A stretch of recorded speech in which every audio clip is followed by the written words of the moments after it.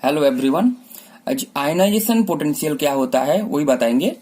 Ionization potential, ionization enthalpy भी बोल सकते हैं। आयनाइजेशन पोटेंशियल होता है, ionisation potential represent the amount of energy needed to remove an electron from the valence shell of an atom of an isolated gaseous atom.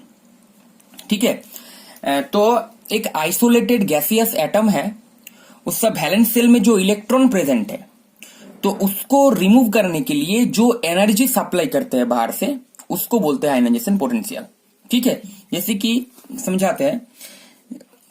जैसे मान लीजिए यहां पर एक गैसियस एक आइसोलेटेड एटम है। कोई भी एटम हो सकता है, जैसे कि नाइट्रोजन, ऑक्सीजन, सोडियम, मैग्नीशियम, कुछ भी हो सकता है। तो ये एक आइसोलेटेड गैसियस एटम है।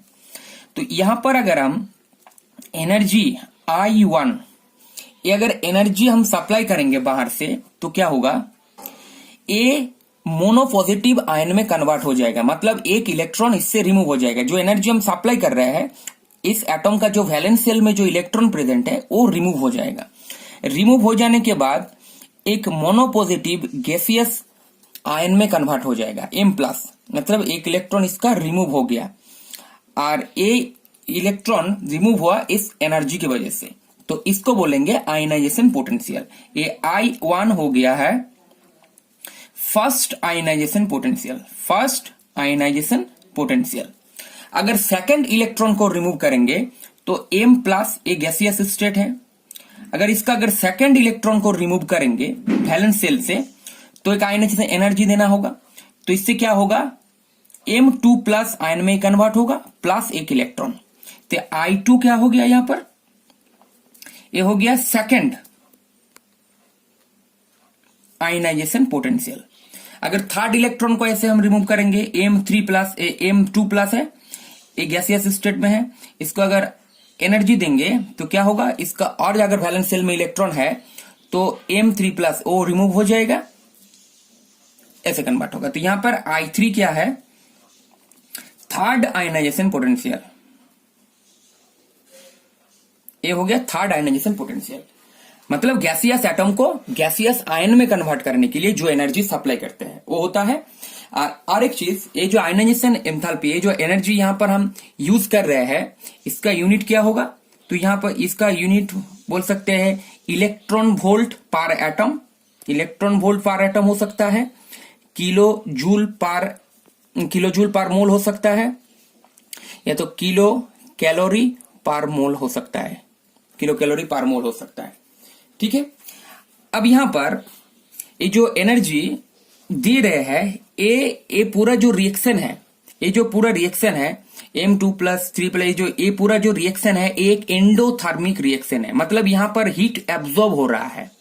तो इसका जो साइन होगा I1, I2, I3, ये तो हीट एब्जॉर्ब हो रहा है। मतलब एंडोथर्मिक रिएक्शन है, हीट तो रिलीज नहीं हो रहा है, तो यह हीट एब्जॉर्ब हो रहा है, तब इलेक्ट्रॉन रिमूव हो रहा है। तो सब इसका जो साइन होगा, जो एनर्जी होगा वो पॉजिटिव होगा। ठीक है, सब पॉजिटिव होगा। अब यहां पर फैक्टर्स, कुछ फैक्टर्स है एफेक्टिंग आयनाइजेशन पोटेंशियल। ये जो एलिमेंट्स का जो आयनाइजेशन पोटेंशियल होता है, ये कुछ फैक्टर्स के ऊपर डिपेंड करता है, इफेक्ट भी पड़ता है उसके ऊपर। जो फर्स्ट जो इफेक्ट है एटॉमिक साइज। एटॉमिक साइज के ऊपर कैसे डिपेंड करता है आयनाइजेशन पोटेंशियल।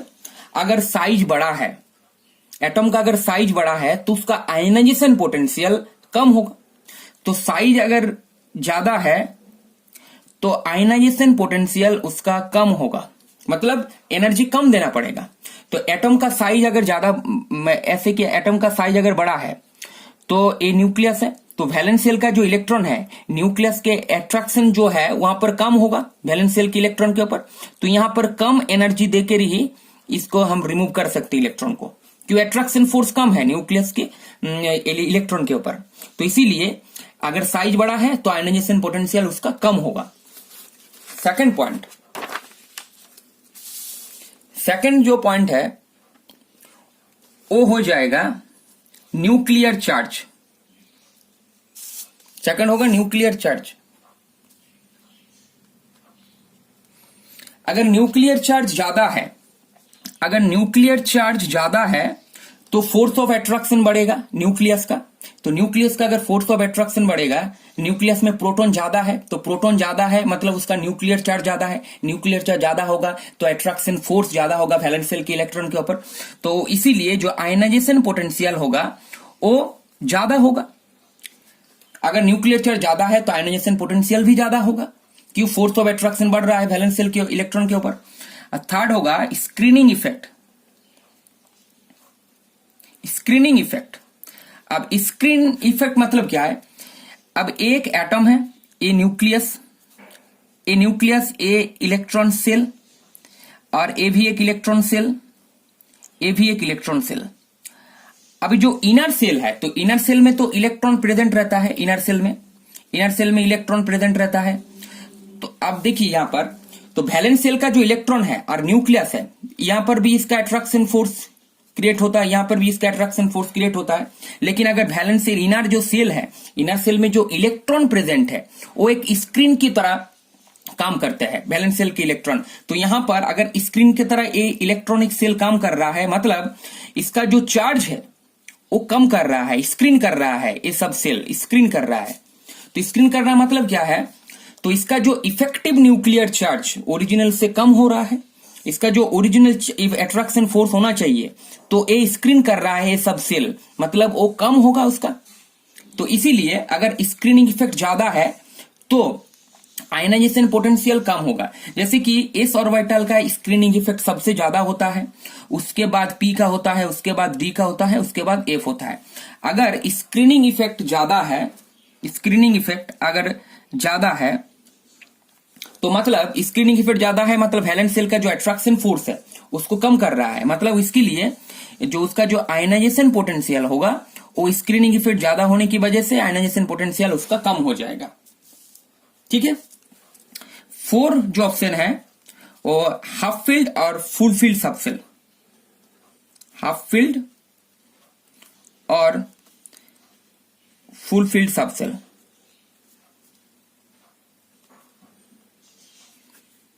हाफ फील्ड और फुल फील्ड सबसेल के ऊपर इफेक्ट पड़ता है। जैसे कि नाइट्रोजन का इलेक्ट्रॉनिक कॉन्फ़िगरेशन है 1s2 2s2 2p3। इसका जो लास्ट 2p ऑर्बिटल है, 2p जो सबसेल है, यहाँ पर 3 ऑर्बिटल है, एक px, एक py और एक pz। तो यहां पर एक इलेक्ट्रॉन, यहां पर एक इलेक्ट्रॉन, यहां पर एक इलेक्ट्रॉन, ये नाइट्रोजन का हो गया। अगर ऑक्सीजन का देखेंगे तो 1s2 2s2 और 2p4। तो इसका जो होगा ऐसे 1 2, तो यहां पर भी 2px 2py और 2pz ऐसे होगा। तो यहां पर एक इलेक्ट्रॉन, यहां पर एक, यहां पर एक, और यहां पर 4 है, मतलब यहां पर एक इलेक्ट्रॉन होगा।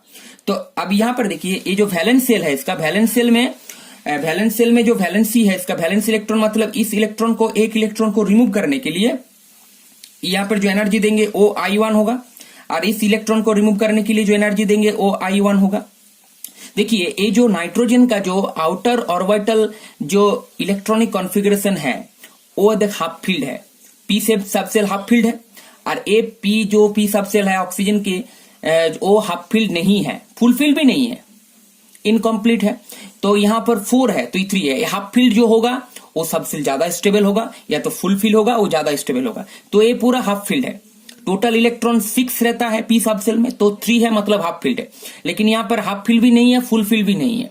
तो हाफ फील्ड जो सबसेल होता है वो मोर स्टेबल होता है। तो यहां पर इस ए ज्यादा स्टेबल है, तो इसीलिए यहां पर अगर इस इलेक्ट्रॉन को अगर रिमूव करेंगे एनर्जी देकर तो ज्यादा एनर्जी देना पड़ेगा इससे कंपैरिजन में, क्यों? ए हाफ फील्ड नहीं है, फुल फील्ड भी नहीं है, तो ए कम स्टेबल है।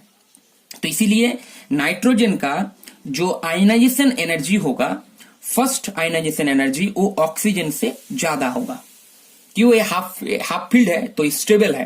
तो इसीलिए इसका अगर इलेक्ट्रॉन को रिमूव करेंगे तो ज्यादा एनर्जी की जरूरत होगा। ये हाफ फील्ड नहीं है, फुल फील्ड भी नहीं है, तो ये इलेक्ट्रॉन इजीली रिमूव हो जाएगा कम एनर्जी में। तो इसीलिए नाइट्रोजन का ऐसे आयनाइजेशन एनर्जी यहां पर ज्यादा होगा। तो ए होता है इफेक्ट, आयनाइजेशन पोटेंशियल के ऊपर क्या इफेक्ट पड़ता है, अरे आयनाइजेशन पोटेंशियल। ठीक है, थैंक यू।